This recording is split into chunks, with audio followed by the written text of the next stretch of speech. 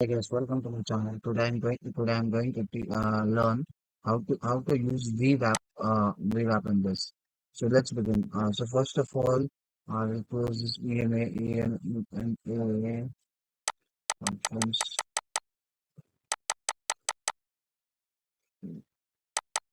As I told you first, also we have to go in the indicator.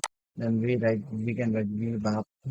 So as the VWAP has come already, I already have the VWAP as, and in the setting we can go in the setting, and we can see the visibility how we want. We can change all the labels and the style and visibility of this. Okay, as we can see, it is a very simple to use. As it comes to upside, then it goes up. When it comes to down, it's in. Then in this case, we have to use many kind of contacts, and we have to use resistance also. So we have is very small indicator and easy to learn. So, thank you.